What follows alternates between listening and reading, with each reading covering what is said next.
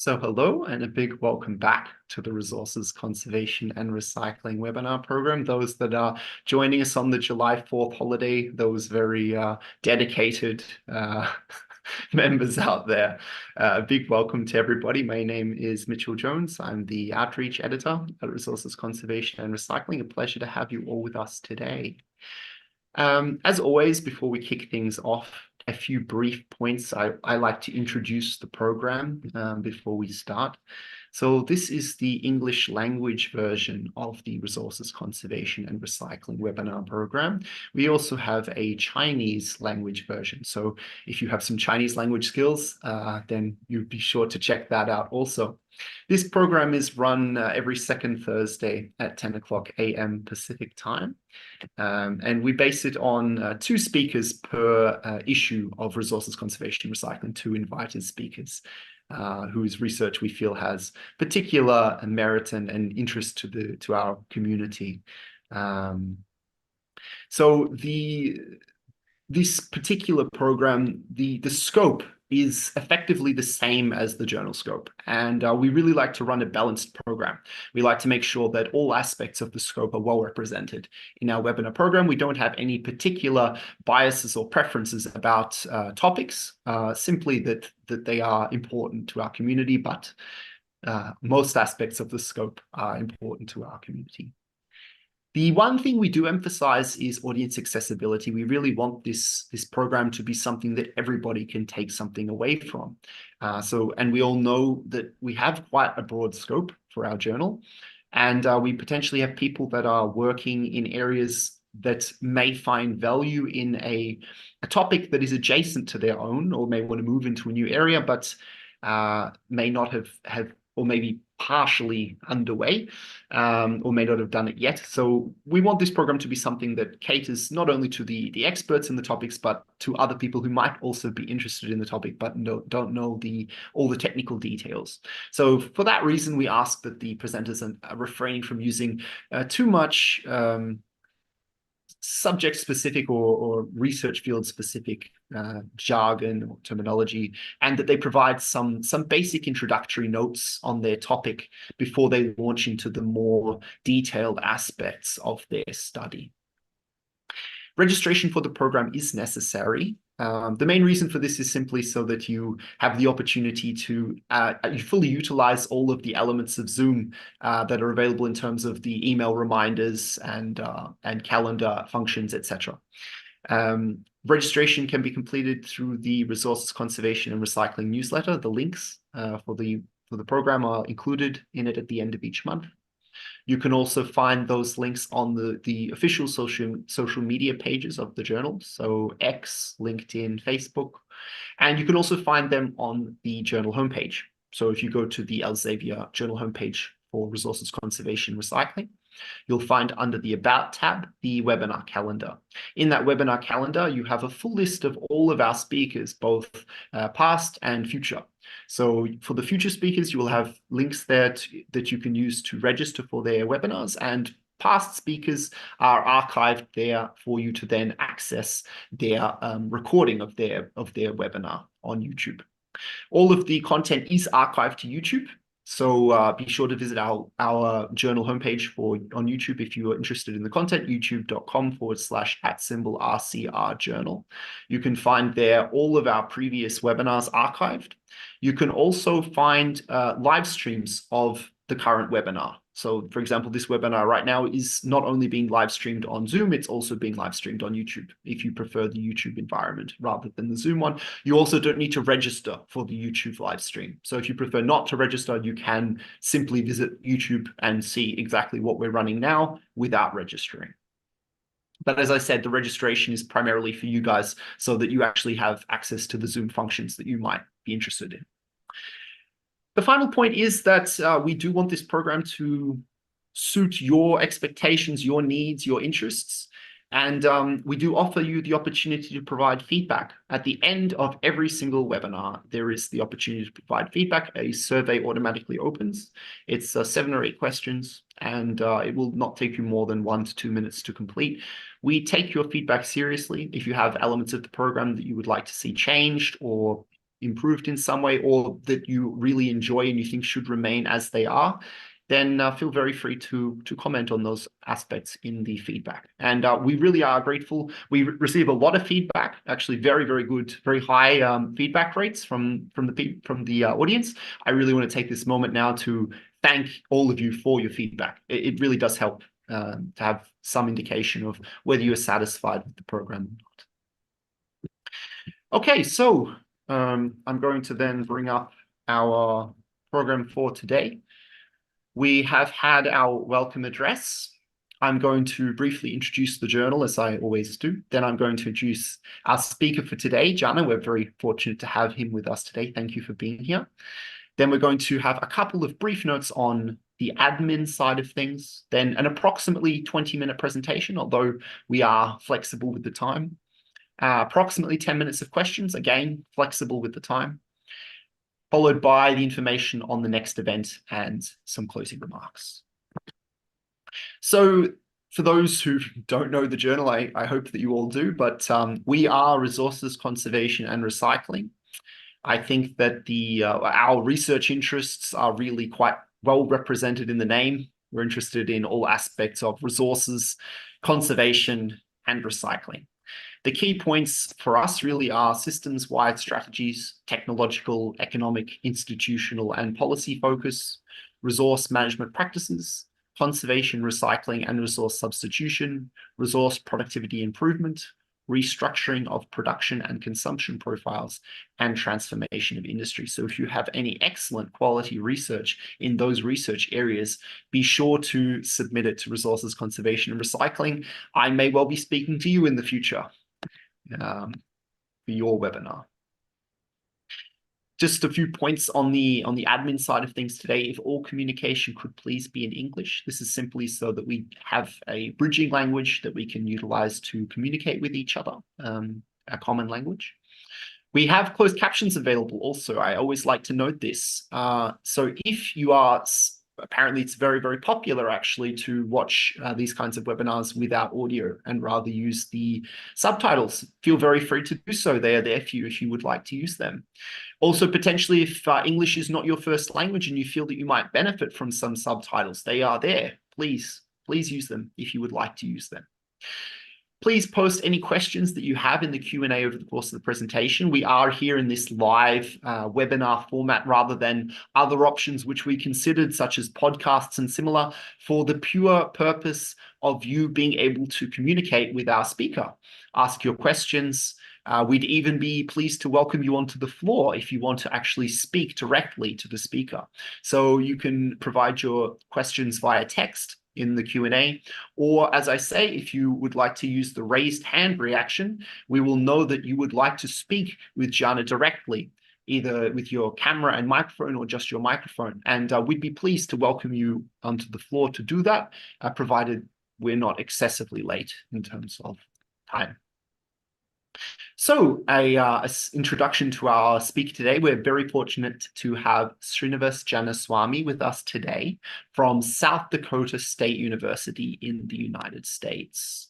He's going to be speaking with us on the topic of biodegradable films from switchgrass towards mitigating the plastic issues.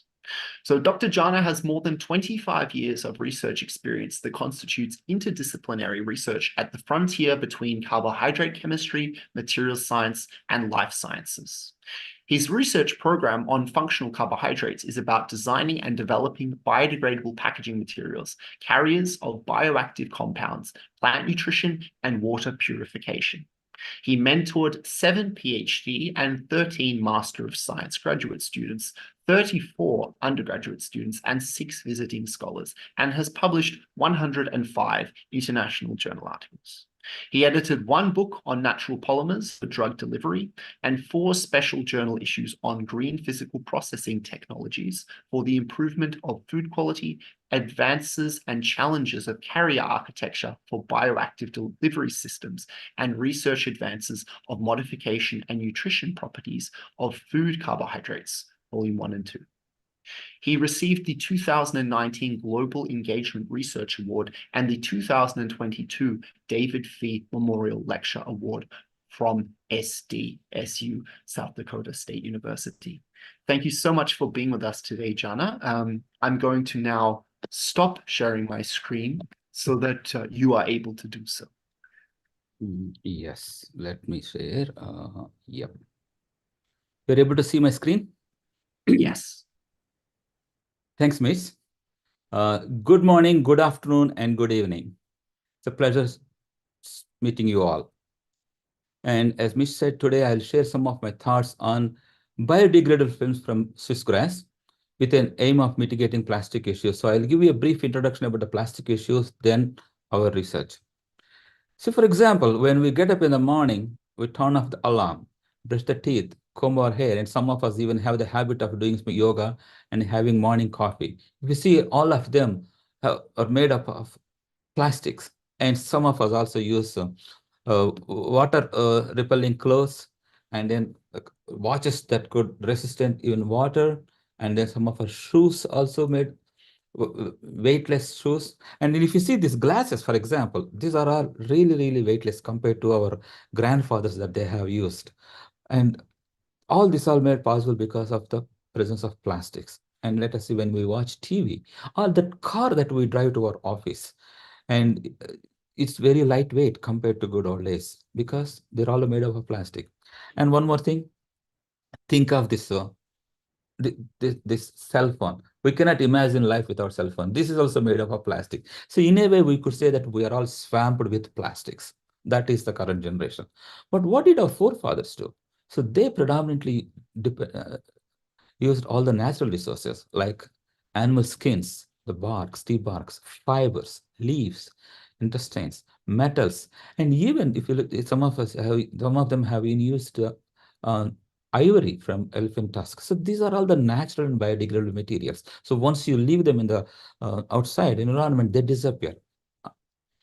So, but over the years, plastics systematically and gradually have replaced all the traditional materials. For example, this now we don't see metal cans or glass bottles. They're nicely replaced with the plastic pouches. Or for example, I don't know how many of you have seen the toothpaste, metal toothpaste, but now it is all laminate tubes. And now groceries, when we buy, all we do is a plastic bags, grocery bags. If you see, good old days, people have used jute and grocery bags. They're biodegradable, which is really good. This is the advancement.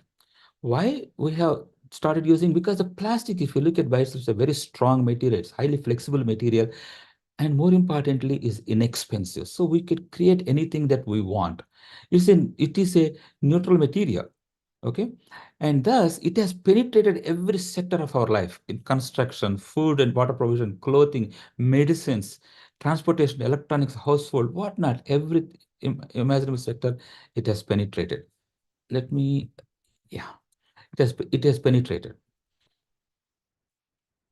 But one more thing we had to agree is the advantages that the plastics offer is undeniable. For example, good old days when we want to transport water, we were using all the metal pipes, and we could see, we could have read somewhere that they got rusted, and then there was a water contamination because what the pipes got broke, and then all those issues. But nowadays we don't hear them, mainly because we have been using all these plastic pipes. And also in the medical industry, if you see, it has revolutionized the way it could be used. For example, good old days, they use, for example, if they want to use the saline bottles, these are all made up of glass. And now they're conveniently replaced the plastic pouches. Think of the weight that could be reduced. And same way, when you want to store any medicines and all those things, we could nicely pack them in the plastic pouches. That's really good because plastic has very low water permeability, gas permeability. That would help to prevent the food medicine getting exposed to environment. Thus, it could increase the shelf life. And same thing we're also using in the food sector, especially fruits and vegetables. If you want to enhance the shelf life, these are really advantages. And transportation industry also has nicely utilized these plastic materials mainly because to enhance the fuel efficiency. So now we can see airline industry, I think 50% of them have been replaced with the plastic, even the transportation industry. So thus the advantages are undeniable. But however, there are some problems also, which I'll share in a minute. Though this slide was a little old, but as of now, we are producing more than 400 million tons of plastics every year. Every year, of which around 36% is used in packaging. Packaging means don't think that only food. It could be any sector. In construction, we are using sealant and other materials, pipes and all those things, around 16%. In clothes, we use around 14%. Can you realize it? 14%. Good old days, they have been using all the cottons, but now we have all the flexible, no sweat clothes and all sorts of things. And then these products, consumers, transportation, not every sector it has penetrated. So what happens really?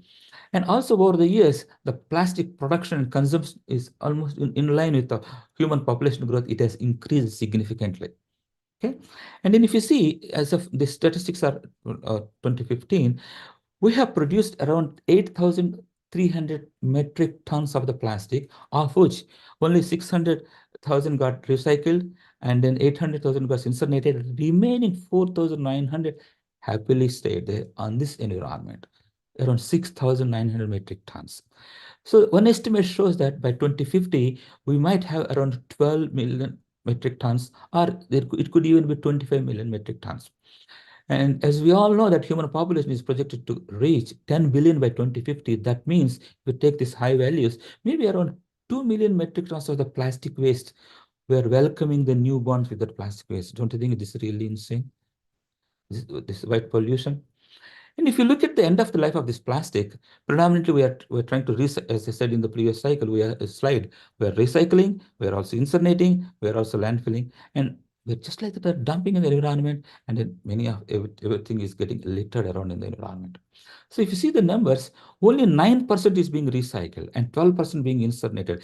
Incinerating, we cannot incinerate all because there will be a lot of greenhouse gas emissions, methane production, and all those things that could be environmentally catastrophic.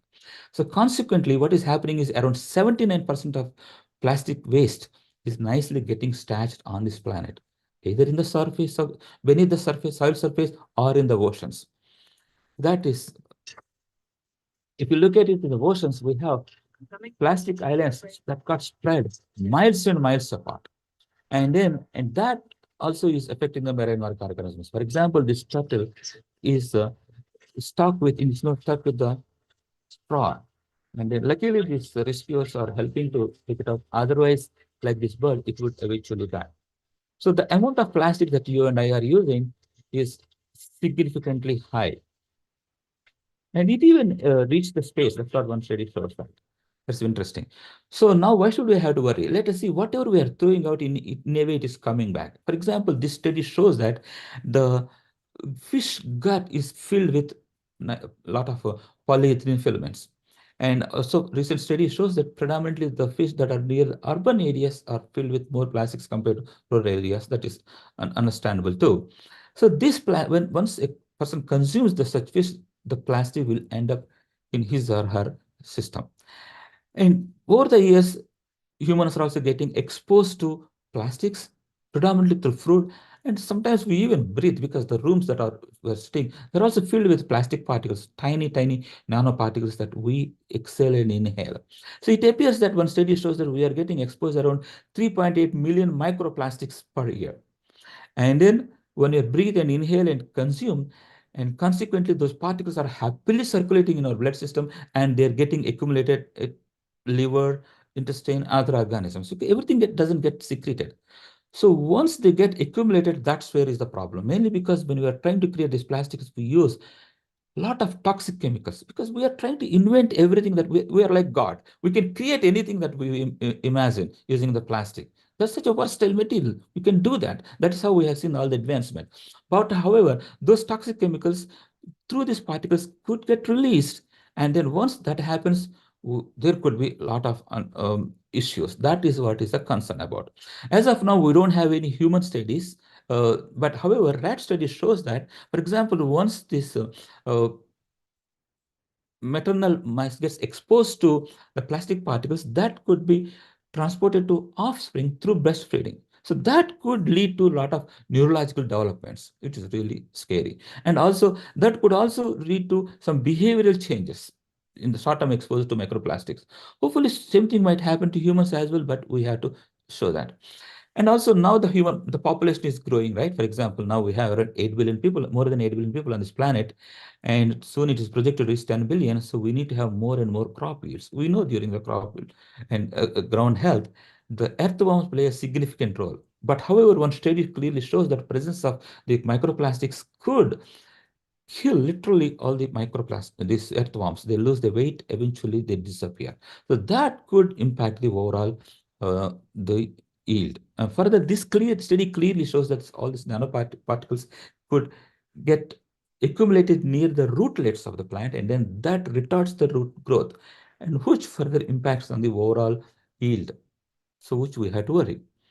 And also, once the produce that you and I consume, once they get exposed to this microplastics, nanoparticles, there could be some toxic effect because of the oxidative stress. And that also will have untold impacts on the human health.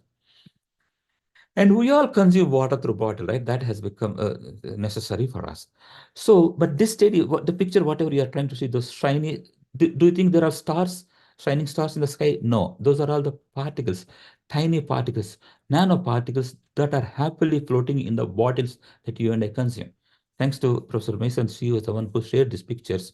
So the size of those nanoparticles are around 6 nanometer, less than 100 nanometers, anywhere from 1 to 6 nanometers. They're very, very tiny. They're transparent. So we cannot see through naked eyes, but we have been happily consuming. And further research study shows that the particle amount could be anywhere from 1,000 to 400,000 nanoparticles. So if you drink a liter of the plastic bottle water, you are dumping as much as around that many particles. All of them may not go out, and then they could get stashed somewhere in our body, and then that could answer the issues. This is what we have to worry.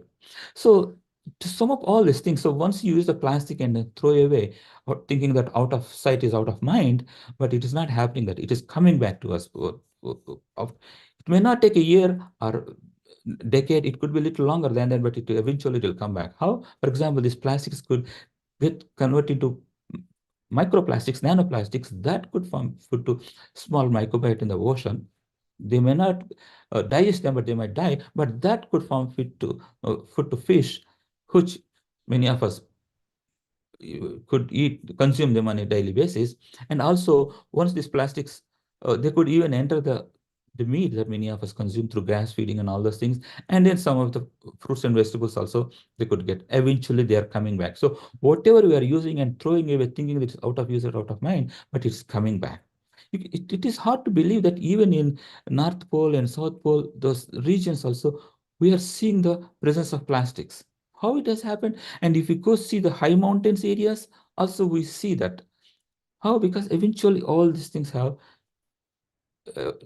uh, transported there. So once these problems people have realized, many governments start banning on the plastic use. It's really good. Many countries have stopped importing the plastic also. So, but this is where we had to uh, address our own mess. But if there is a way you could come up with alternatives, that would be really helpful. But even if you have alternatives, it's unimaginable for us to replace every sector, but at least some sectors. For example, in food sector, hopefully we'll be able to come up with using the packaging materials. And this is where, if you think of the alternatives, the cellulose uh, comes into mind. Because on the planet, if you see, we are producing more than around 700 billion tons every year. Every year, entire planet I'm taking. And then this is biodegradable, it's biocompatible, and also non-toxic. Nothing happens. So if there is a way, if we could use this biomass to create plastic alternatives, that would be really handy. Like plastic, even cellulose is water insoluble.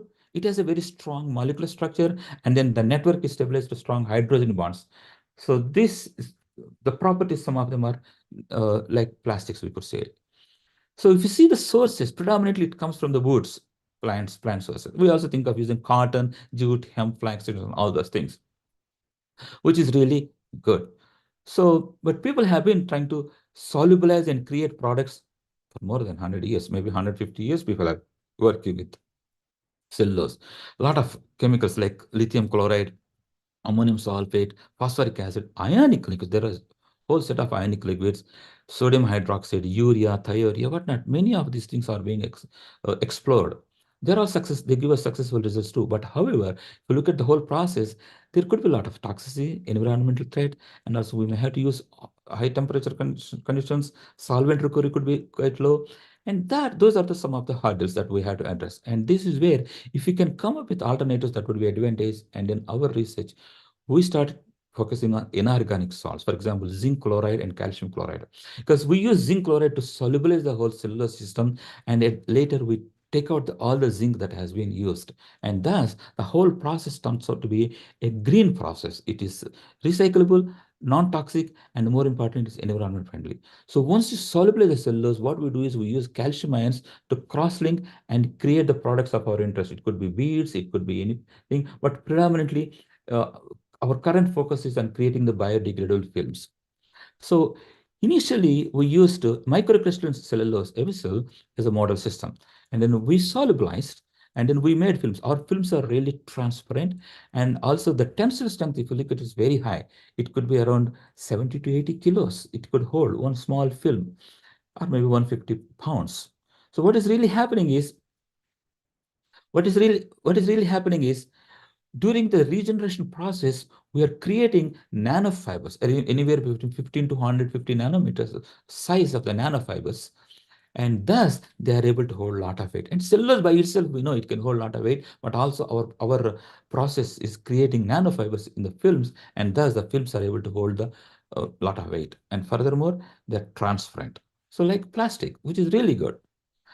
But what is really happening is, so cellular structure, if you look at it, the molecular structure is stabilized by hydrogen bonds. The broken lines are the hydrogen bonds. I'm using blue ones here.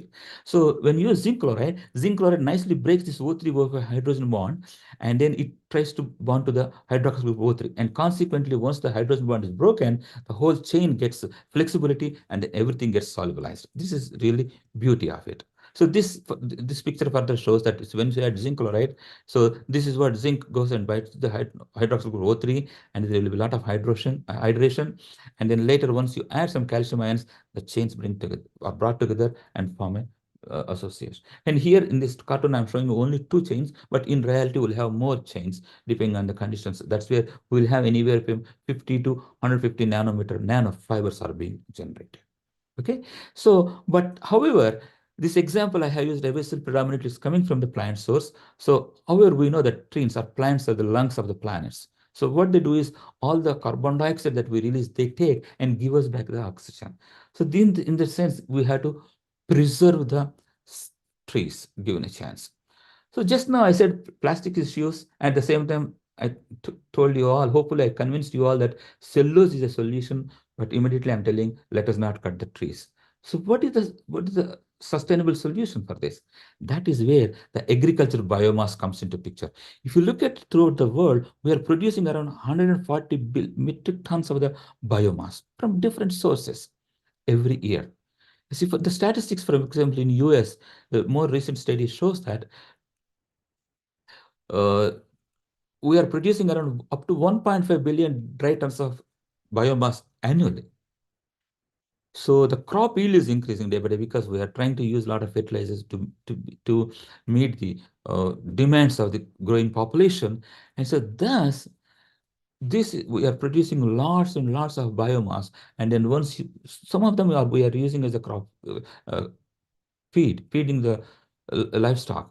And predominantly everything we are leaving them in the soil, that's get biodegraded. But if there is a way, if you can take a fraction of it, we don't need to do all the 700 billion tons, you take a fraction of it, some million tons or less, and use them to develop products that could replace the plastics. So if you look at this biomass, it predominantly contains cellulose, hemicellulose, and lignin.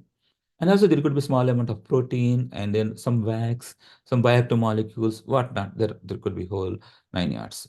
So if you could extract that cellulosic material, cellulosic residue, if you want to call it as, we could create novel plastic replacing products, and that has been my focus. So if you look at it here, oats, they contain the cellulosic residue up to 35%.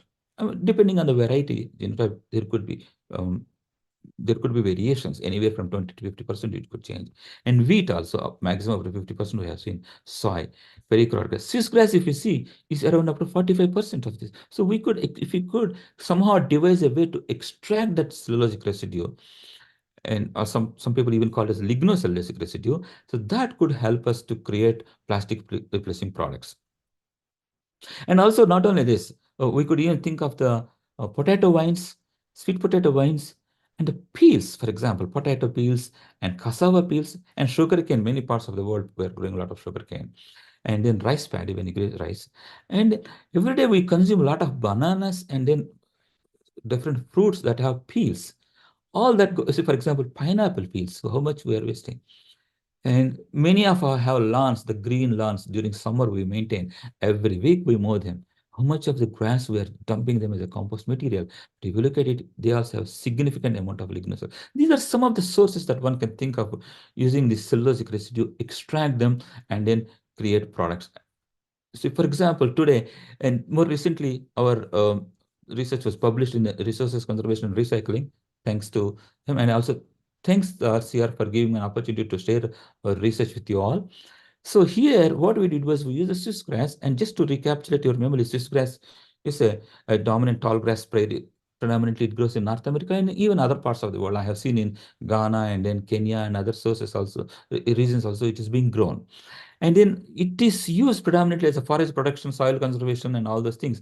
But however, if you look at it, the yield is very high, around 26.6 dry tons per hectare, which is quite significantly high, and is being sold only around $65 per ton. It is quite inexpensive. And that also contains around 45% of lignocellulosic material, cellulosic material. So if there is a way you could devise extracting that, we could create films, and that is what is the focus of this research. So we have extracted this, as you could see in this leftmost panel here, and this it contains some color mainly because we wanted to see any of those bioactive compounds and lignin could be retained, and we even use some different protocol to retain a lot of lignin and hemicellulose, and then we could even get the pure white cellulosic material, and then that could be used to make films. You see how transparent these films are in the middle I'm showing, and when you retain some of the lignin and hemicellulose, that could even create the colored films.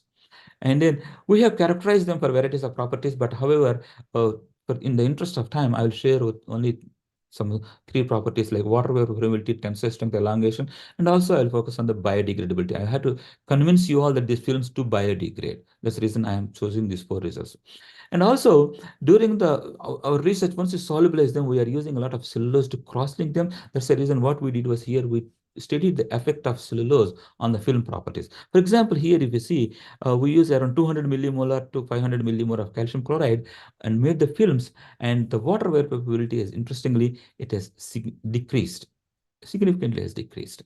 And if you look at the units, it's only 10 raised to minus 14. If you take the pure plastic film, the order around 10 raised to minus 14. So our films have around 3 orders less of water permeability. So that these are being biopolymers. We know that biopolymers have a lot of hydroxyl groups. Those hydroxyl groups will attract a lot of water. So it is not surprising. But however, if this film has to be completely plastic replacing material, we need to come up with a way of increasing it is decreasing its water vapor permeability, which we are working on now. But for now, I'll say that by increasing the cross-linking, we could reduce the water vapor permeability. And that also significantly favorably improves the tensile strength. For example, if you see, and 200 millimolar, it was around 8.19 megapascals. That increases up to 12.5 megapascals, which is significantly increased.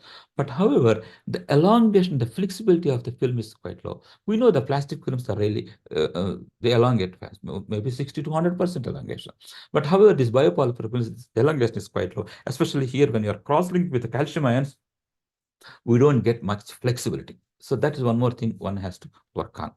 But most interestingly, once you put them these films in the soil, they disappear in no time. For example, here around 24% soil moisture. If you add the films to the 24% soil moisture, within 40 days, everything disappears. And interestingly, the crossing in calcium ion has an effect. Okay, and instead of 24%, if anybody is interested in doing 30%, can guarantee within 10 days to 15 days, everything disappears.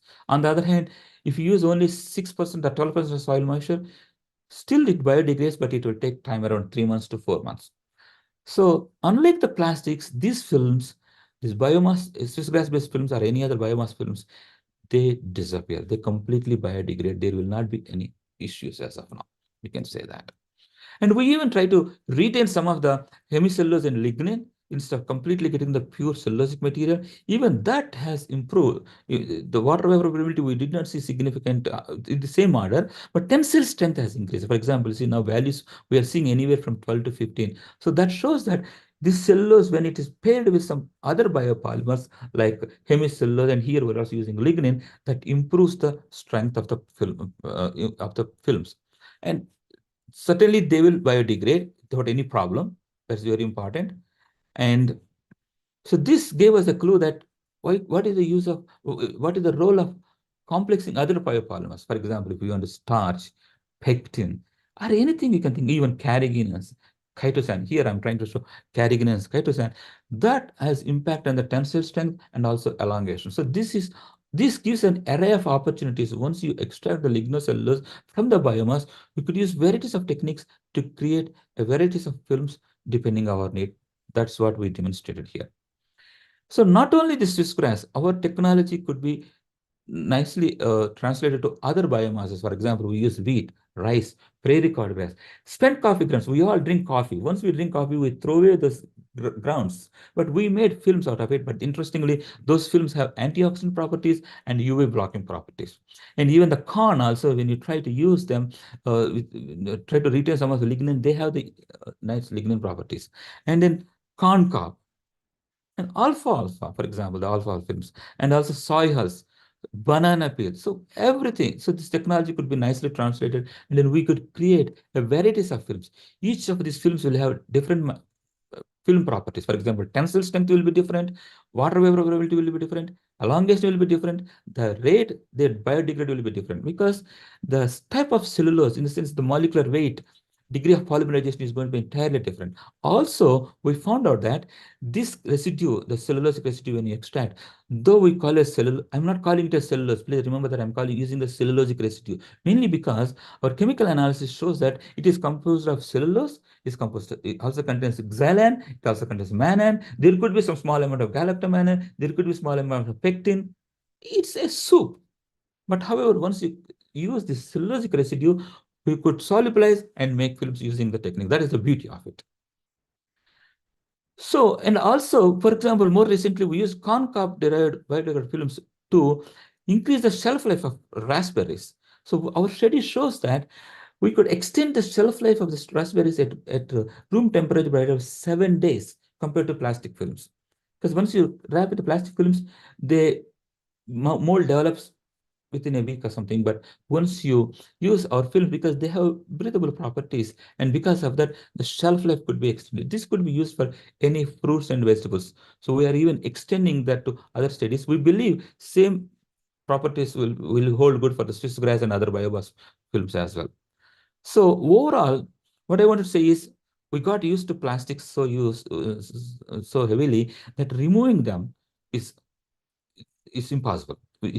However, we could think of using plastic alternatives, if not all sectors, at least in the food sectors, where if you could wrap the food or fruits and vegetables, there will not be any microplastic, nanoplastic transportation contaminating the food and ultimately affecting the humans.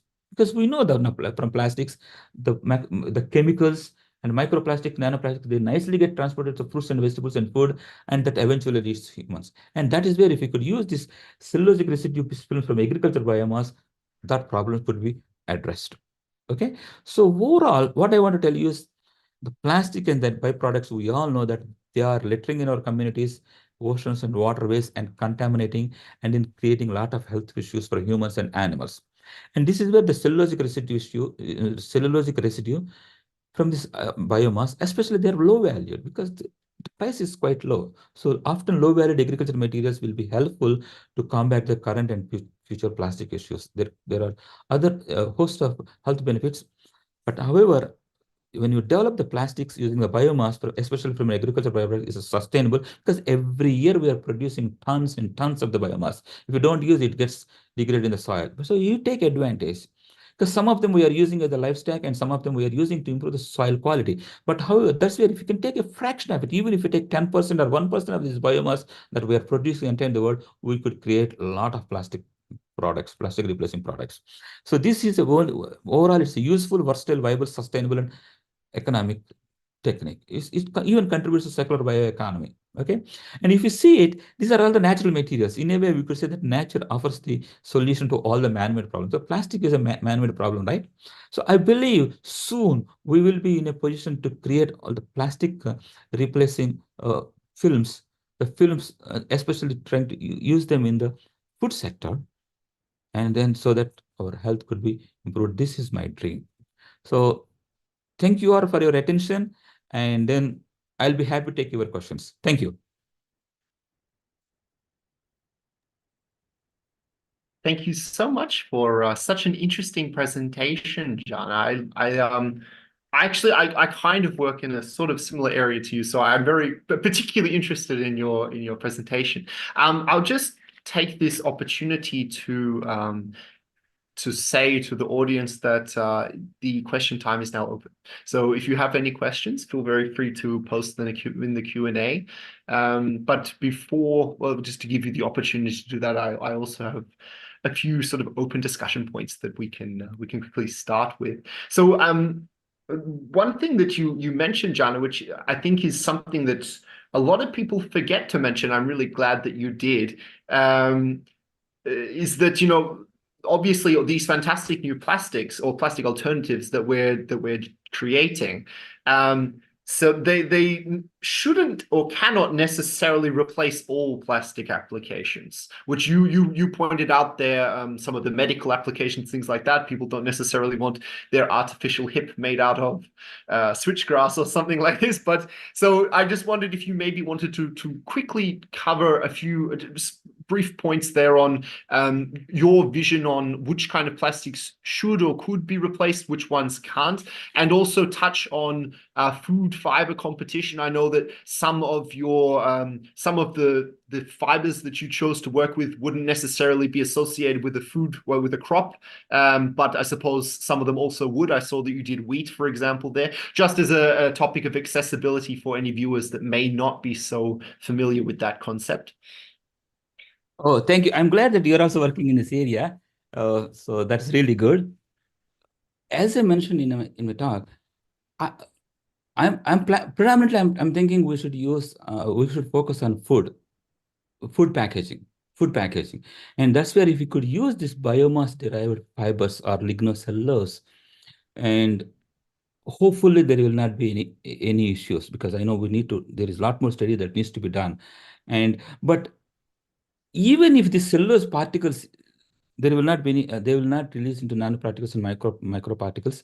Even if they do, we know, for example, many of us consume cellulose fiber. For example, I'm pretty sure many of you would drink wheatgrass juice, because you know why? Because we use that cellulose as a fiber to improve our gut health. So even if these films, if they get added to our food systems, they are not going to do any harm because they get secreted out. So that's where I believe this will be advantageous. So I'm thinking the significant use could be in the food sector. That's what I'm envisioning at this moment, not any other areas. I don't want to get into medical area, because as you rightly said, when you are somebody trying to replace the hip, they're using light plastic material, which is really good. Why do you want to come up with a natural switchgrass based material? I don't think we are trying to create any advantage there. Instead, in the food sector, because of the contamination that we are all facing and that affecting the human health, and that's where I believe these films will have a lot of future. We'll see how it goes. Thank you. So I saw that your elongation at break in the first study that I saw, it was around 2 to 3%. And in the second, it was sort of up around 6%, I saw in the graph. So do you think that this is, well, I mean, in terms of polymer processing and using this for food packaging, do you see issues with a low elongation break like this? Would you envisage certain types of food packaging where elongation at break is not such a problem? Or you have some thoughts about ways you could improve your elongation at break? Or Oh, for sure, yes, because as of now, when you have films that have low elongation, that might limit the applications. For example, if you want to create a case or box best for fruits and vegetables stability, so this would be really useful. But on the other hand, if you are trying to come up with a flexible wrap, that could be challenging. But however, that's where we have to improve the flexibility. So we are thinking some resins or some mucilages could be helpful, or even some proteins could be helpful to increase the elongation. We are working, but hopefully we'll see. The time will tell how much flexible will increase. But I doubt whether we'll be able to reach the plastic stage. But I don't want to take that, take a vote on it or make a harsh statement. But hopefully we'll be able to reach that. Okay, excellent. The other thing I was kind of interested about was this zinc process that you're using. This sounds very interesting. I don't know much about it. If we wanted to use this in a sort of large scale production, is this something that is scalable and cost effective, or? For sure, as the reason is, whatever the zinc chloride you use, everything is recyclable. So if you use, for example, you are processing, you are using 100 tons of the zinc chloride to process the large scale of the biomass, all the 100 tons you can get back. So thus the end product, once you solubilize the cellulose and make a film out of it, so when you get back all the cellulose, there is no zinc chloride left in the system, or that nothing gets wasted. And thus there should not be any issues. So at this moment, we are predominantly in the laboratory scale we are doing, but I strongly believe this is scalable, which I'm working on it, to be frank with you. And you could use this process for any of these. So you had a very large range of different feedstocks there. This process can be used for everything, for all of the feedstocks? It is working. As of now, it is working. We have used corn, wheat, oat, switchgrass, prairie crowdgrass, fall leaves, and what else we spent coffee grounds, alfalfa, soy hulls. We have used varieties of biomasses. It is working. So, but one interesting thing is all these biomasses, the amount of cellulose, xylene, and mannan, the ratios are different, but still this works. Because if you look at, if you don't mind, I don't want to scare you or bore you or all the viewers. The molecular structure, if you see all these predominant biopolymers, there are sheet-like structures. So they're strongly bonded with the O3 O4 hydrogen bond. So the zinc ion, once it breaks this hydrogen bond, this gets flexible, whole system gets flexible. And thus entire system is getting solubilized. That is the beauty of it. Fantastic. It works to our favor. That's what I can tell you as of now. It works to our favor. So far, so good. Yes. The other thing that was interesting perhaps was, what is so I mean, you talked a bit about the sort of carbohydrate profiles of the feedstocks, the amount of cellulose, etc., and some of the efficiencies, but I just sort of wondered, maybe this might be an interesting point for some audience members. What is the overall conversion efficiency? So if you have 1 kilogram of switchgrass, for example, or 1 kilogram of, I don't know, some of the other things that you've worked with, at the end, what do you have in the way of plastic material? Yeah, thank you. That's a very, very, very good question, because the extraction process could vary from year to year, and then also the process we are using. We have not yet optimized, but as of now, our process yields roughly around 1/3, 30 to 36%, or sometimes we even got 40% yield for the cellulose. So far we were focusing on extracting this cellulosic residue and then solubilizing and making films. We have not optimized the extraction process. That's what. But as of now, we are getting up to at least 1/3 to 40% we could get. No excuse about it. You also mentioned that there was a recyclable quality to the materials that you're producing. That's right? Yes. That is, yes. All the chemicals are everything. Chemicals are the recyclable. So I wondered if maybe you could explain for the viewers, when you are, for example, having a wide range of different feedstocks, which is potentially important, given that you don't want to put too much pressure on any particular type of crop.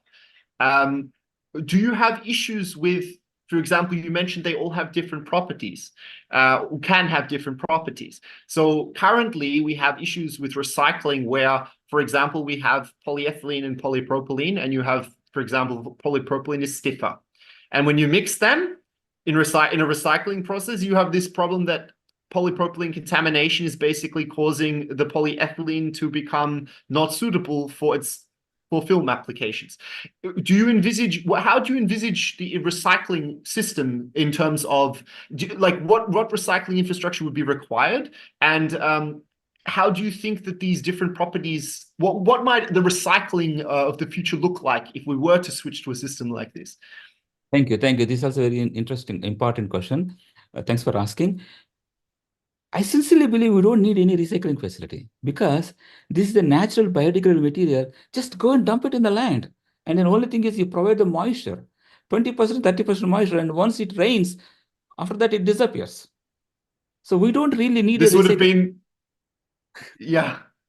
This would have been my approach too, but I was just thinking if we're talking about the recyclability of it, maybe it's an Not interesting necessary because point. the Yeah. natural cellulosic material Yeah. it provides a lot of carbon source to the soil. So you just dump it in the soil, nothing will happen. So this is what I'm thinking, because once we can use the single-use plastic bags, grocery bags, once the consumer uses it, they can throw it in their backyard, and then within, I will not say by the time the cycle changes from summer to winter or when it rains, it disappears. Nothing will happen. There will Absolutely. So we don't need, I'm thinking we don't need any processing plants like the plastic one that plastics we have. And we also remove all of the life cycle stage associated with collection, transport, etc. If you just throw it in your garden, it's great, isn't it? If it's compostable, it's Nothing fantastic. will, Yeah. Yeah, this yeah. is recyclable. So this is a natural material. It disappears after. Only thing is a matter of time. Suppose, let us say, if you're staying in a place close to the shore, let us say, because a lot of humidity, moisture is high. So the time it requires is less. On the other hand, if you are in a desert, let us say, where you have very low moisture, but even there, these films will not stay for a longer time. Eventually, they disappear. Excellent. So now I'm going to switch to the questions from the audience. So the first one, we have the comment, great presentation, Dr. Jana. Can we use other molecules apart from calcium or zinc salts to cross-link and improve the material properties of the films? Oh, thank you. We are also, calcium does an excellent job because of its ionic radius. It's that nicely, when the pair of cellulose chains are coming close, the bond, the radius is such a way that it nicely fits into the nice packing structure. But we could also use other cations, for example, cadmium, beryllium, all such things, nothing wrong. And as long as you're able to solubilize them, we could cross-link, and that will have different properties. In fact, I have even shown in one of the slides where we used a variety of cations, and then that impacts the overall properties. Definitely. Thank you for asking. This next question. First of all, thank you so much, sir, for an interesting presentation or an interesting PowerPoint. I'm also working on this kind of work, especially on bioremediation of microplastics. As you had mentioned in the presentation, that we can use them as biofilms, but are they actually that resistant, similar to synthetic plastic films, or long-lasting? Because these biofilms don't have that much resistance and tensile strength, and little attention has been given to the terrestrial ecosystem, or especially in the agro-ecosystem. Thank you. Oh, that's really good. Now, if I have shown you that we have got up to around 22 megapascals, the tensile strength. It's quite high, my friend. So that should be good. So unlike some of the plastics films, if you see, they are only around 2 to 5 megapascals. So in that sense, this is really good. Excellent. And then the question here, what about energy consumption? Do you think the energy used in processing plastics might have less environmental impact than the energy required to produce alternative materials from agricultural waste, despite the negative impacts of plastic production on the environment? We are still working on it, but I believe it will be more or less the same. More or less the same. Because energy, for example, if you are trying to large scale production of our cellulose-based films, all we have to use, definitely in any industry, we need to use electricity, the heating and water and all those things. So those are more or less common in both systems. But on top of it, here I am using zinc chloride and calcium chloride. And also we use some plasticides, like glycerol, sorbitol, and all those things. That would cause, definitely. So, but still, that should not give you very high production costs compared to plastic films. So, but that will come out soon. I think that the question was referring to the energy consumption. Is that Energy what consumption you? in both plastic and then this one will be more or less the same. I don't Okay, really okay, see any excellent. difference. That's what I'm thinking. There will not be any difference. I don't Fantastic. think that there will be extra. That's my belief, but we have to prove it.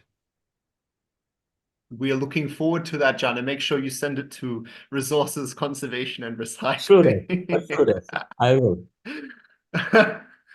Okay. Well, unless there are any further questions, we are coming up on the hour mark. So I will maybe switch back to the presentation here to give the closing remarks. Okay. So that there we go. Okay. So, a big thank you, Jana, so much for your presentation. I really enjoyed it, and I think that the audience did too. They came out on 4th of July to see you, so that says something in itself, doesn't it? So thank you so much. The next presentation, for those who might be interested, is from Timothy Townsend and Kate Weixner from the University of Florida in the United States.